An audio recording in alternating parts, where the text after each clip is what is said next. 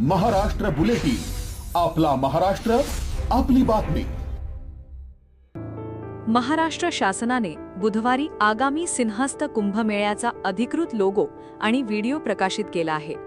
या लोगोमध्ये नाशिकची ओळख आणि वैष्णव आखाड्यांच्या चिन्हांचा पूर्णपणे अभाव असल्याचा आरोप करत साधू महंतांनी तीव्र नाराजी व्यक्त केली आहे। धर्मशास्त्र अभ्यासक आणि निर्वाणी आखाड्याचे श्री महंत सुधीरदास महाराज यांनी कडक शब्दात आक्षेप नोंदवला असून शासनाने यात सुधारणा न केल्यास आंदोलनाचा इशारा दिलाय। श्री महंत सुधीरदास महाराज यांच्या मते या लोगोमध्ये आणि जाहिरात व्हिडिओमध्ये अनेक गंभीर त्रुटी आहेत। नाशिकचा कुंभमेळा हा प्रभू रामचंद्रांच्या पदस्पर्शाने पावन झालेला आहे। वैष्णव आखाड्यांचे प्रमुख चिन्ह असलेले धनुष्यबाण लोगोमध्ये कुठेही दिसत नाही। कुंभमेळ्याचा मूळ आधार असलेल्या अमृत कुंभ, गरुड, सुदर्शन चक्र आणि कूर्म यांसारख्या प्रतीकांचा लोगोमध्ये समावेश नाही। प्रसिद्ध करण्यात आलेल्या व्हिडिओमध्ये नाशिकच्या गोदा घाटाऐवजी काशीच्या घाटाचे चित्रीकरण दाखवण्यात आल्याचा दावा महाराजांनी केलाय। त्र्यंबकेश्वरचे मंदिर दाखवताना त्यावर त्रिशूळ आहे, मात्र नाशिकच्या वैष्णव परंपरेचे प्रतिनिधित्व करणारे एकही चिन्ह स्थान मिळवू शकलेले नाही। या लोगोमध्ये नाशिक त्र्यंबकेश्वरची संस्कृती आणि वैष्णव आखाड्यांच्या परंपरांचे प्रतिबिंब उमटलेले नाही।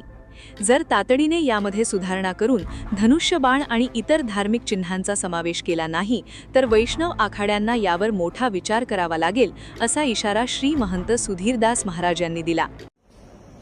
महाराष्ट्र शासनाने काल जो सिंहस्थ कुंभमेळा लोगो हा प्रकाशित केला, त्यामध्ये वैष्णव आखाडे त्याचप्रमाणे नाशिक यांचं प्रतिनिधित्व स्वरूप म्हणून जे काही चिन्ह त्यामध्ये असायला हवे होते, त्यामध्ये प्रभू रामचंद्रांचं जे वैशिष्ट्य असलेले धनुष्यबाण हे वैष्णवांचं चिन्ह आहे, हे धनुष्यबाण त्यामध्ये दाखवलं गेलं नाही किंवा वैष्णव चिन्हांचा संपूर्ण अभाव त्या लोगोमध्ये आहे।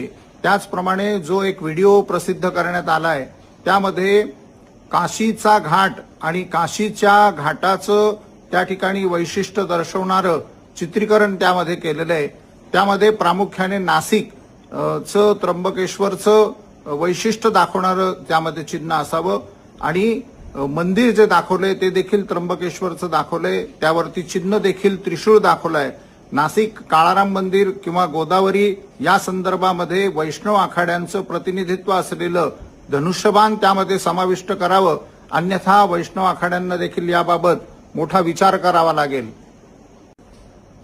महाराष्ट्र सिंहस्थ कुंभमेळा हा केवळ नाशिकचाच नव्हे तर देशाचा मोठा धार्मिक उत्सव आहे।